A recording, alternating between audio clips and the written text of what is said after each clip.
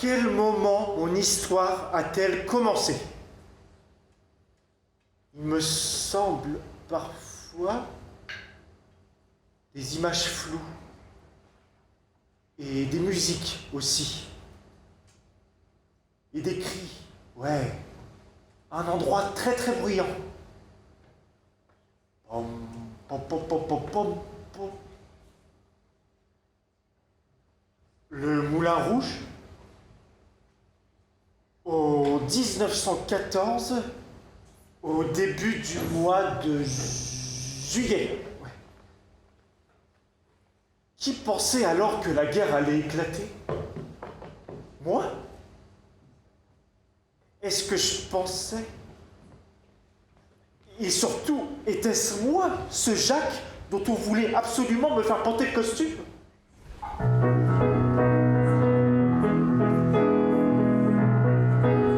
Ouais, je sais, c'est ta voiture.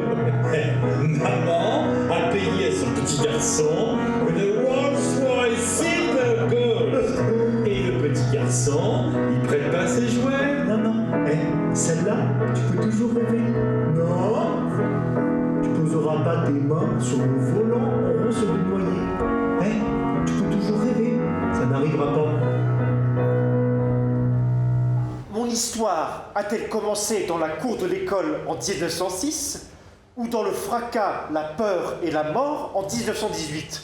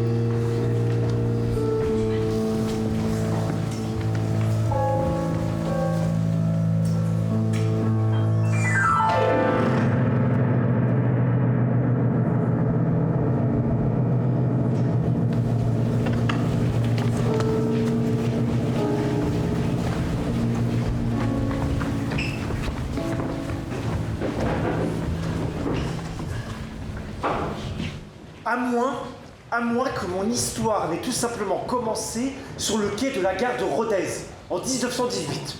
C'était quelques jours avant la fin de la guerre, m'a-t-on dit.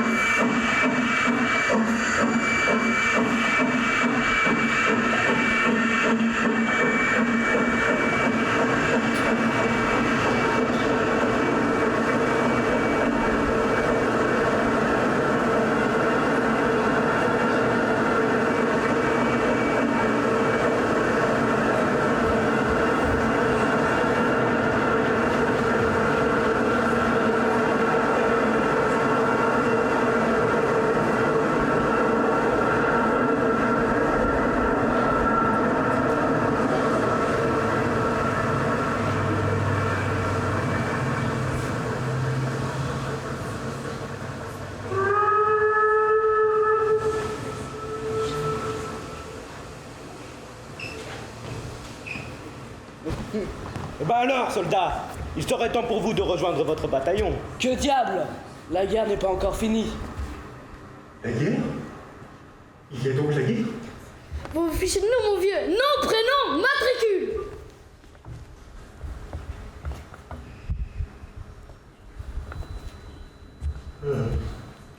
Je sais pas.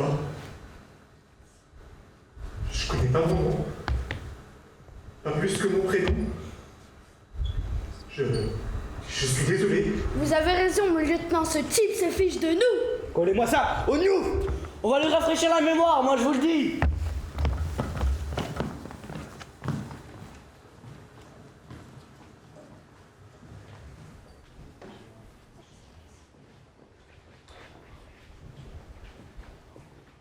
Ça, pour ça, ils ont essayé de me la rafraîchir, la mémoire. Hein.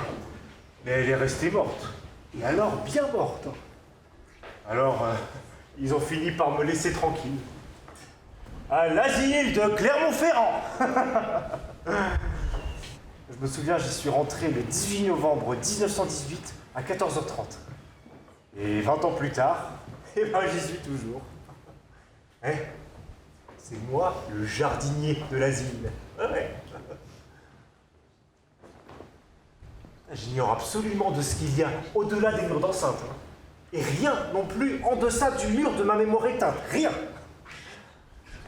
Alors tu verras, hein, c'est une vie lente et méticuleuse. Mais moi je crois que je l'aime plus que tout.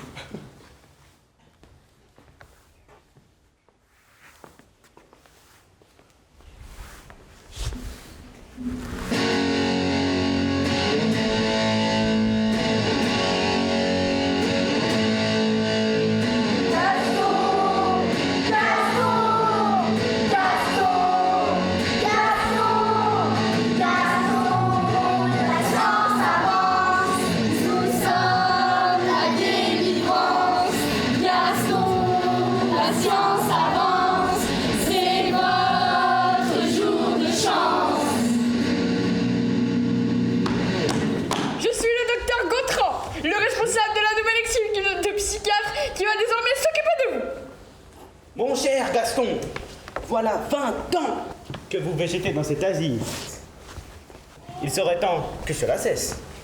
Aucun effort n'a été fait pour tenter de réveiller votre mémoire. Or, cette mémoire, vous pouvez la retrouver. Nous sommes certains. Et pour cela, il faut un choc. Un choc très violent. C'est pourquoi nous avons décidé de vous placer en immersion au sein de quelques-unes des familles qui pensent vous avoir reconnu pour leurs parents. Vous vivrez pendant une semaine au sein de chacune de ces familles. Nous sommes certains que le choc provoqué par ces immersions vous permettra de retrouver votre mémoire. Ne perdons pas de temps, mon cher Gaston. Une valise et quelques affaires. Et dès cet après-midi, vous prendrez le train direction Sainte-Maxime, les 2 églises. Et vous vivrez avec la famille Le Gros Pal pendant une semaine.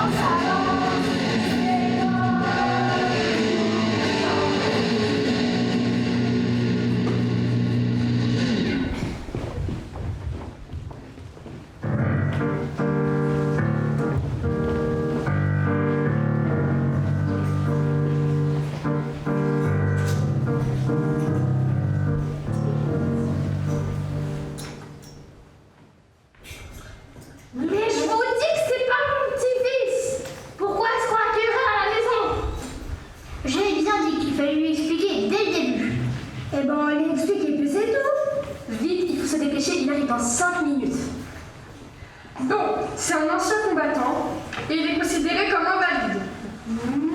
Et l'État lui verse une pension.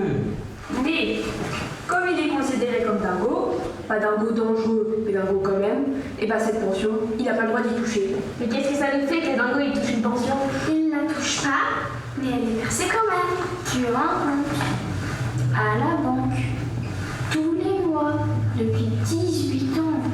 Tous les mois. Depuis 18 ans. Ça en fait un joli magot.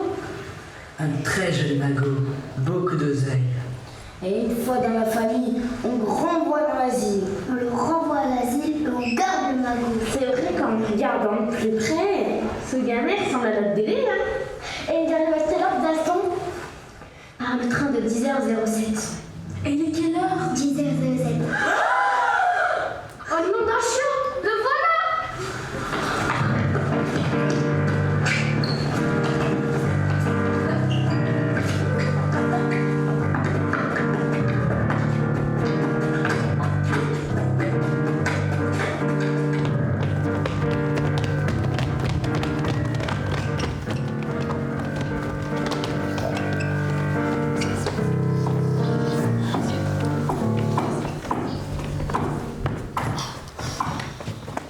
Et puis la chaise, voilà, vous l'avez oubliée.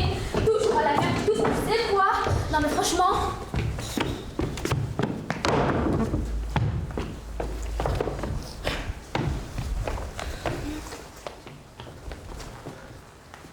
C'est sûr, c'est lui. Bonjour, madame. Madame, il m'appelle madame.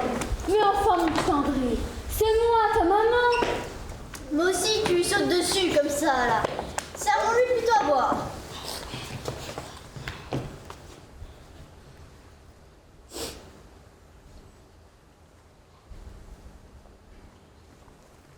Ah, d'accord.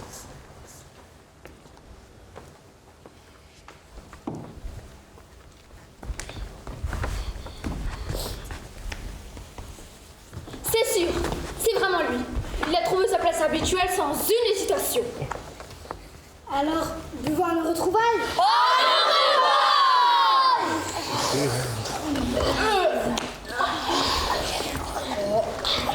Alors, quel effet ça fait de redevenir un le gros pâtre? Quoi? Le gros pâtre, c'est notre nom de famille. Du coup, c'est le tien. Alors, justement, peut-être par rapport... Nous causerons de ça plus tard. Mangeons plutôt.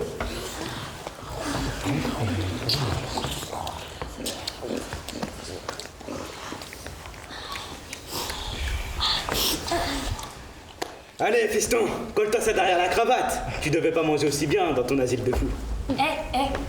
Les fous. D'ailleurs, ils sont comment? Bah, t'as qu'à te regarder dans un miroir et tu le sauras. Bref. En fait, c'est vrai qu'à l'asile, il y en a qui se prennent pour Napoléon. Vous voyez ce que je veux dire? Un chapeau sur la tête, la main sur l'épigastre, un tuyau en plomb en guise de longue vue. Du haut de ces pyramides, 40 siècles d'histoire vous contemple.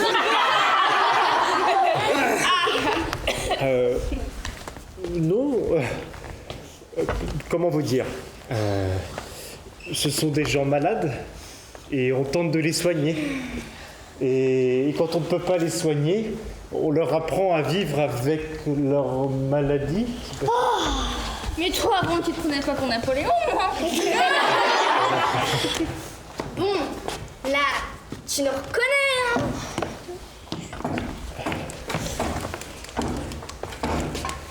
Parce que sinon, le magot, il nous passe tout le nez. Mais enfin, mon petit André, qu'est-ce que tu vas croire là, une maman, enfin?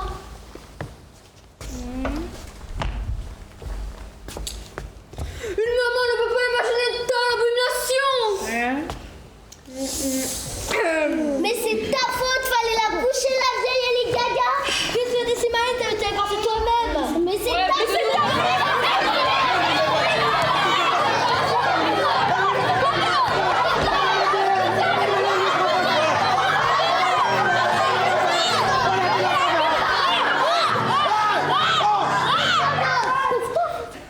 Et ben voilà, c'est malin. Maintenant, il affiche le camp.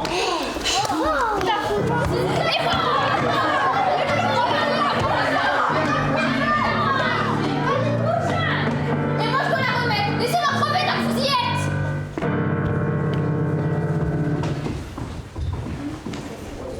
Ce n'est pas très concluant. Je veux vous présenter la famille de Pilar. Vous allez voir, ce sont des jours formidables.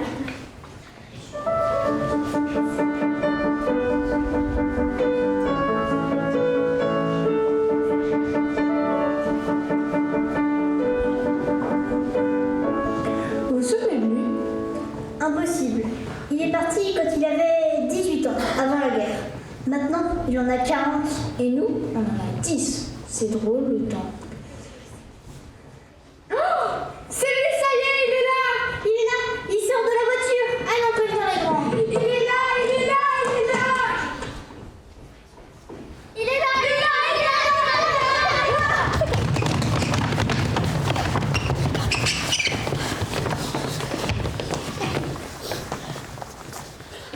Mon cher petit Albert,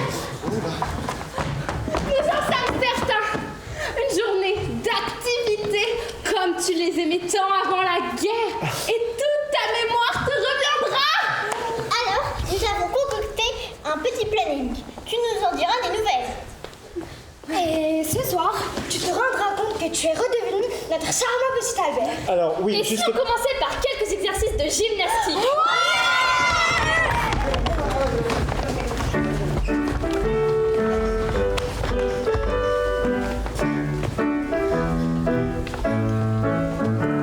Et je lève les bras et je touche mes pieds. Et encore une fois, ce n'est vraiment pas compliqué. Et je suis une banane, et de l'autre côté, je regarde mon âne et je regarde mon poney. Je m'envole, je fais le moulin.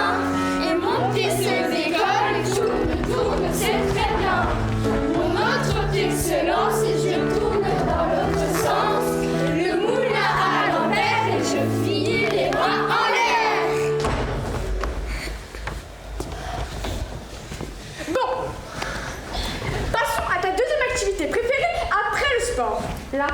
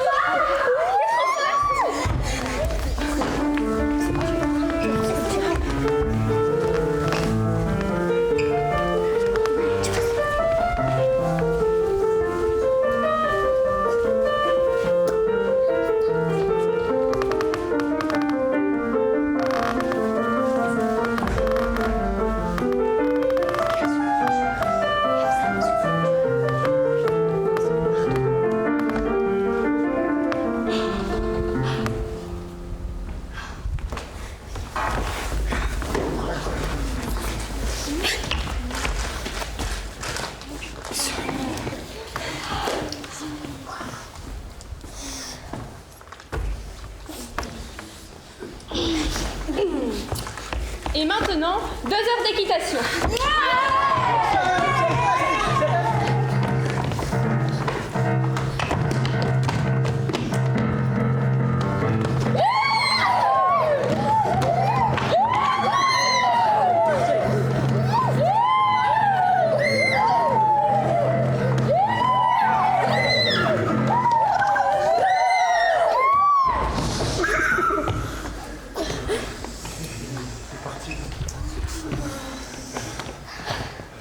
Maintenant, pour conclure cette mémorable journée, allons à la salle d'astronomie pour observer les étoiles.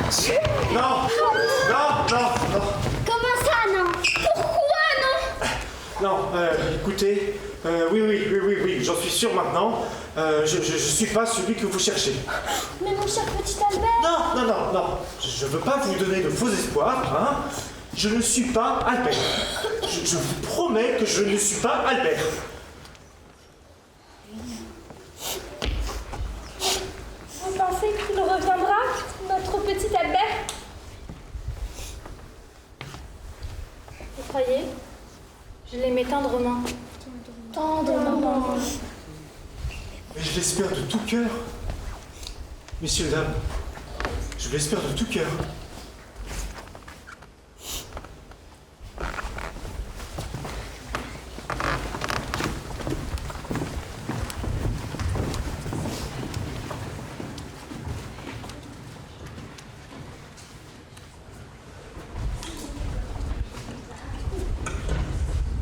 Monsieur et Madame Petit, ainsi que leurs enfants, vont vous recevoir.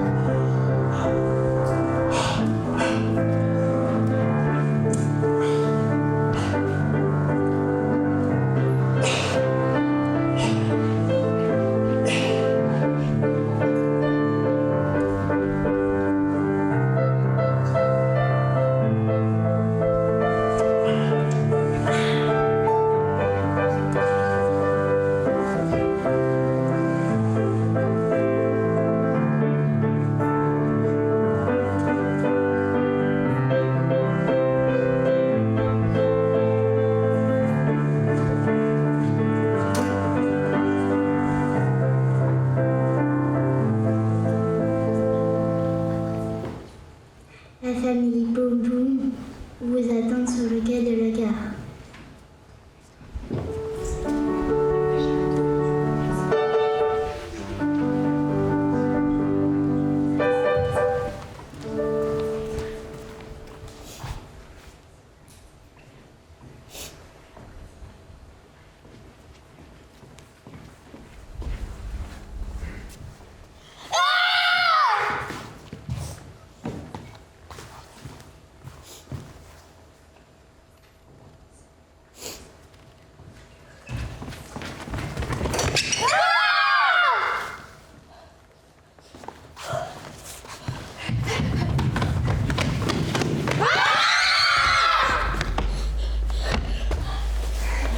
Bonjour messieurs, dames, je veux...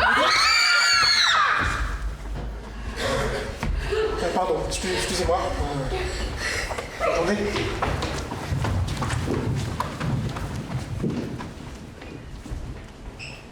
La famille Durand, ce sont des passionnés de musique.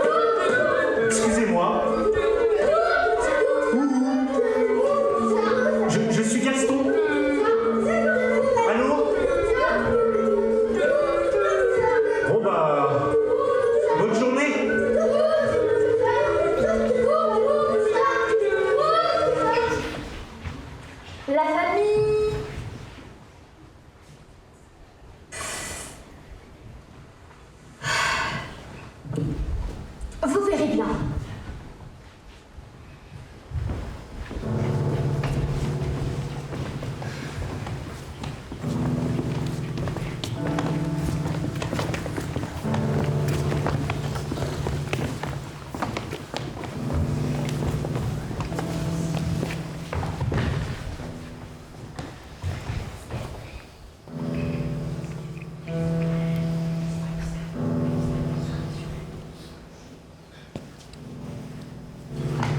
Et donc vous, pour la vaisselle, vous utilisez de l'eau, c'est ça?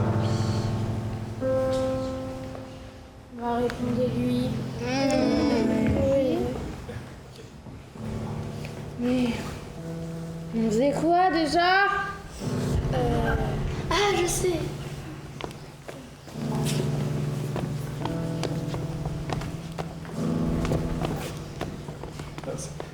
C'est rigolo, je me posais cette question, c'était...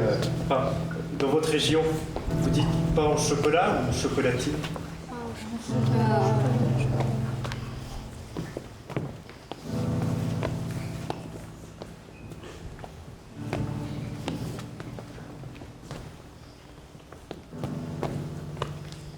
Bon courage, hein, messieurs, dames.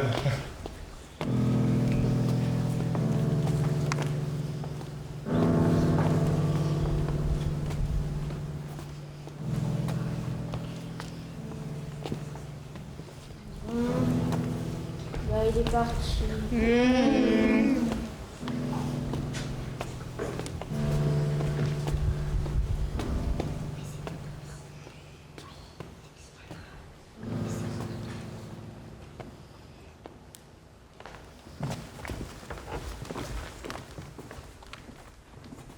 J'en ai vu des regards tristes.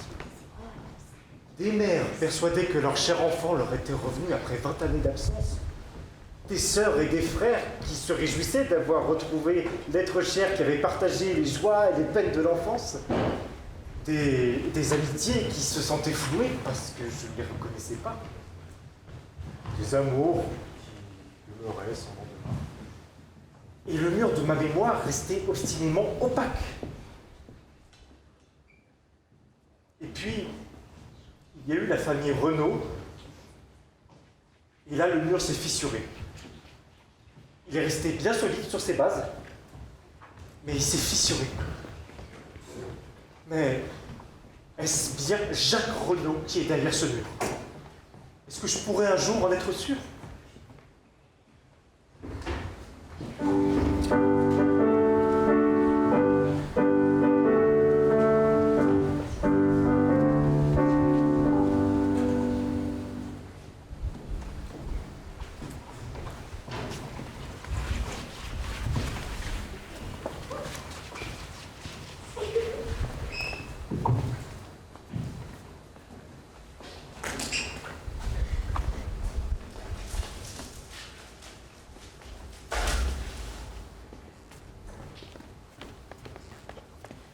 Voici la chambre de Monsieur Jacques. S'il vous plaît, vraiment, ne m'appelez pas encore Monsieur Jacques. Merci. La famille de Monsieur Jacques va monter dans un instant pour recevoir Monsieur. Mais madame, votre mère... Pardon, excusez-moi, je vous en prie. Monsieur, vous allez bien? Voulez-vous que j'aille chercher de l'aide?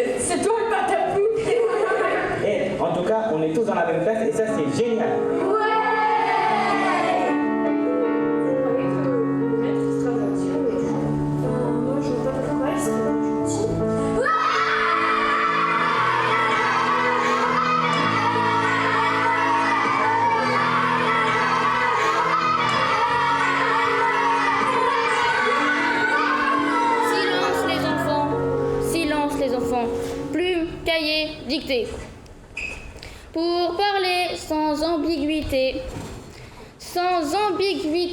virgule, ce dîner à Sainte-Adresse, virgule, près du Havre, virgule, malgré les effluves embaumés de la mer,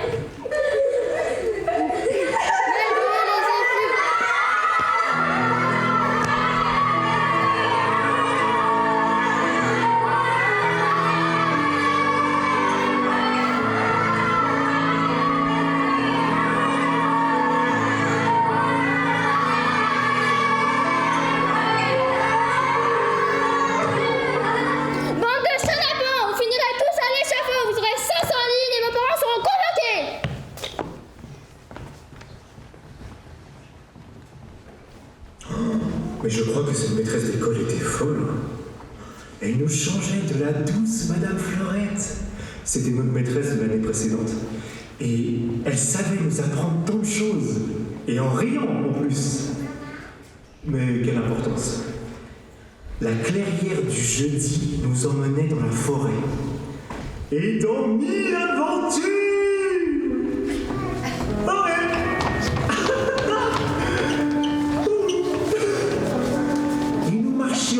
Tête folle, au bord d'un précipice de 600 mètres de profondeur.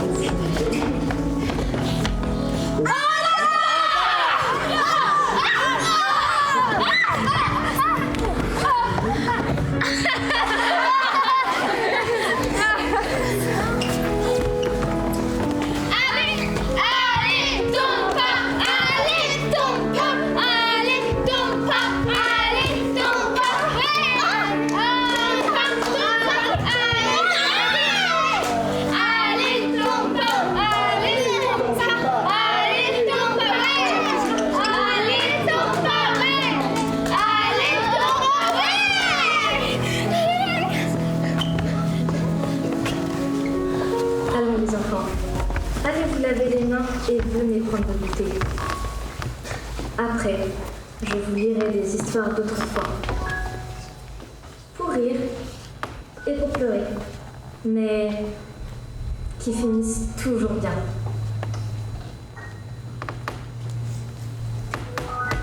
Écoutez plutôt. Il était une fois.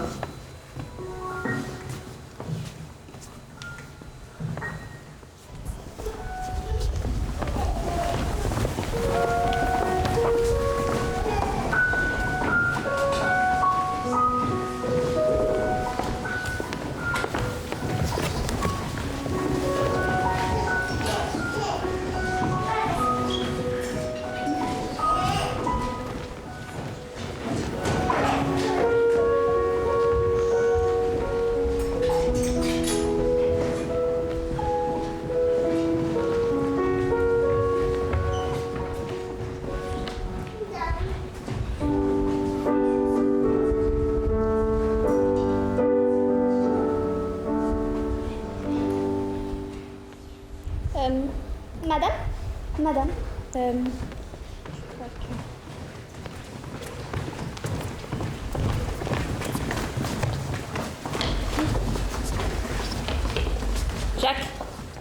Jacques, la mémoire t'est revenue, n'est-ce pas? C'est pour ça que tu t'es évanoui. Oui. Il m'a... Peut-être... Non. C'est très flou. Monsieur Jacques désire-t-il un verre d'eau? Ou plutôt du whisky. Alors mon petit Jacques, tes souvenirs, que te disent-ils? Une enfance de miel avec des grands éclats de rire. Oh, et des édredons frais. Ce carton, c'était de souvenir. Il s'appelle bien Jacques. Je sais pas.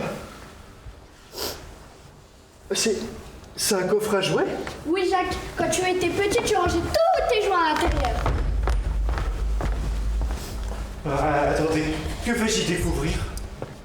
Un petit pantin en fil emmêlé? Une boîte de peinture? Une dinette? Et le tout recouvert de la fine poussière du temps? Eh bien en fait, ce n'étaient pas les jouets que tu aimais. Monsieur Jacques aimait plutôt les jeux de garçons. Ah oui. Ah oui, des lance-pierres, des couteaux de chasse et des pièges à loup. Tu n'étais pas patient. Les jouets trop fragiles, tu les mettais en miettes. Ah, c'est drôle de penser que j'avais aucune patience. Parce que à l'asile, c'est moi qui trie les petits pois. J'adore ce travail long et minutieux. Ça me permet de penser à autre chose. Et mon meilleur ami? Ouais, allez-y, parlez-moi de mon meilleur ami. Oh, pour ça, des copains tu en avais. Quand tu étais jeune homme, juste avant la guerre, on ne te voyait plus. Tu sortais sans cesse avec tes copains. Non, je vous parle pas des copains, mais de mon ami, mon meilleur ami. Il faut dire que Monsieur Jacques avait plutôt des amis, eux. Non, alors ça, nous en reparlerons plus tard. Non, moi je vous parle de mon meilleur ami. Celui avec qui on partage les joies et les chagrins et... Bien sûr que tu avais un ami. Mais nous ne voulions pas t'en parler. En fait, vous vous êtes fâchés un peu avant la guerre. Fâché? Non, c'est impossible. Avec un vrai ami, on peut se disputer, mais on peut pas se fâcher pour de bon, si? Oh, c'était une broutille. Vous êtes disputés et la dispute a mal tourné. Bref, pendant la dispute, il est tombé dans les escaliers. Et la colonne vertébrale a été touchée. Depuis, il ne peut plus marcher. Moi, il me semble que si j'avais été responsable d'un tel accident, je n'aurais plus quitté mon ami. Je serais resté tous les jours avec lui pour lui redonner le goût de la vie. Où est-ce qu'elle s'est passée, cette dispute? Où? C'était ici, dans la maison, et je vais t'expliquer. Non, pas vous. Est-ce qu'il y avait des témoins? Oui, nous étions tous témoins. D'accord, ok. Laissez-moi seul avec elle, avec eux. Si vous êtes là, ils ne pourront pas tout raconter.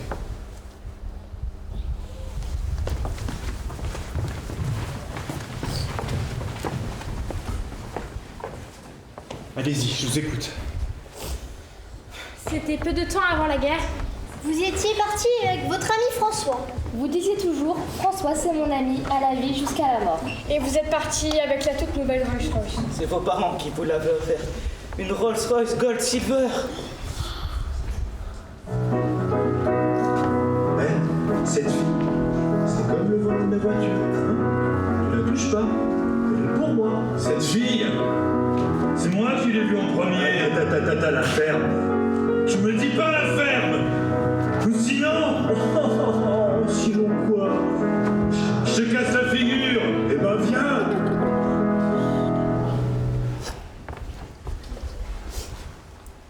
Et là, vous avez continué votre dispute sur le palmier, en haut de l'escalier principal. Et vous êtes en train de vous crier dessus. Et nous, on était là, on regardait et on rigolait comme des bécasses. Et puis, à un moment donné, vous avez donné un énorme coup de poing dans la figure de Monsieur François. C'était le nom de votre habit. Et il est tombé par terre. Dans l'escalier? Eh ben, en fait, pas tout à fait. En fait, Monsieur François était à terre. Vous aviez un sacré direct. Et puis à ce moment-là, vous l'avez attrapé par le pied puis traîné jusqu'à l'escalier. Jusqu'à l'escalier? C'est que vous étiez fort. Et là, vous avez jeté votre ami par les escaliers et vous avez crié des insultes que je n'ose même pas répéter. Bien. Je vous remercie de m'avoir dit la vérité, vraiment. Est-ce que vous pouvez me laisser à présent tout seul? Je vous en prie. Merci. S'il vous plaît, laissez-moi sortir.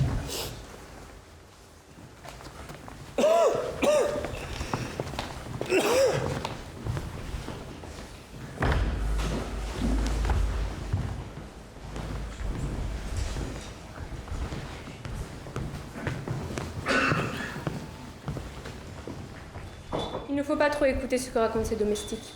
Tu sais, ils font sans cesse des commérages. Il a jeté son ami dans les escaliers et ensuite, il est parti à la guerre. Ouais, un petit peu comme un petit enfant avec un fusil trop grand pour lui et... Voyons, tu n'étais plus un petit garçon, tu avais 18 ans. Quand on a 18 ans et qu'on part à la guerre, ouais, on est sûrement un petit garçon derrière ses grosses moustaches. J'espère pour lui que quand il est parti, vous l'avez serré très fort dans vos bras. Sûrement pas. Nous nous étions très violemment disputés la veille au soir. Pour des bêtises, tu sais. Tu t'étais mis en tête d'épouser une petite couturière que tu avais trouvée Dieu sait où, et qui refusait sans doute de devenir ta maîtresse. Le mariage n'est pas une amourette. Devions-nous te laisser compromettre ta vie, introduire cette fille chez nous? Ne me dis pas que tu l'aimais. Est-ce qu'on aime à 18 ans? Je veux dire, est-ce qu'on aime profondément, d'une façon durable, pour se marier et fonder un foyer, une petite Rousette rencontrée dans un bal 3 semaines plus tôt? Et ça a duré longtemps cette brouille? Presque un an. Mais attendez, parce que quand je suis parti à la guerre, nous nous sommes réconciliés tout de même. Vous m'avez pas laissé partir sans m'embrasser. Si. C'est ta faute. Ce jour-là aussi, je t'ai attendu dans ma chambre. Toi, tu attendais dans la tienne. Tu voulais que je fasse les premiers pas. Moi, ta mère. Alors que tu m'avais gravement offensé. Et vous pouviez pas descendre pour me dire, je sais pas moi, tu es fou, embrasse-moi. J'ai eu peur de tes yeux.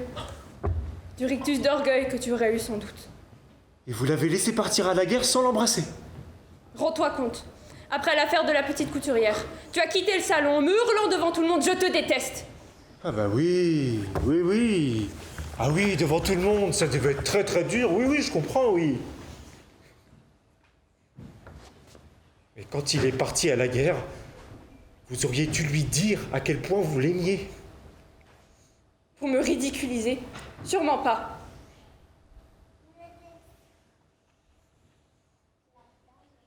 C'est vrai que je vous déteste. Très bien, mon petit Jacques. Nous allons te laisser le temps qu'il faut pour que tu guérisses et que la mémoire te revienne. Mais une fois que ce sera fait, il faudra que tu viennes me demander pardon.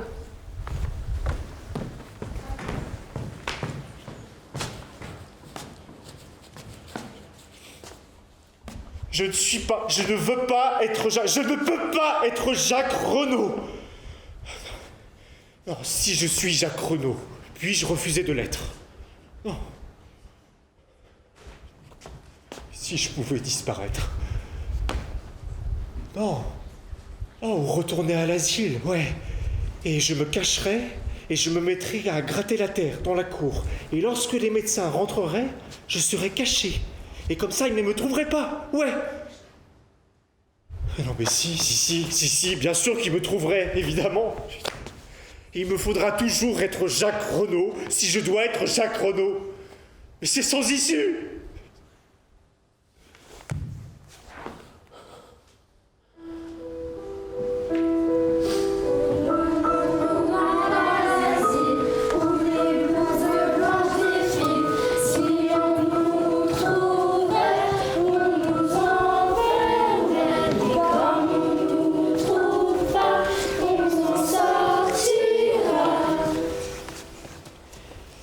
Pardon, monsieur. Est-ce que vous pouvez me dire où se trouve le petit coin, s'il vous plaît? Le petit coin? Dans le petit coin, on est tranquille. Oui. Vous savez, moi aussi, je cherche un petit coin, on est tranquille. Mais alors, pour celui que vous cherchez, c'est juste là, au bout du couloir. Attendez. Qu'est-ce que vous faites ici? Volontiers.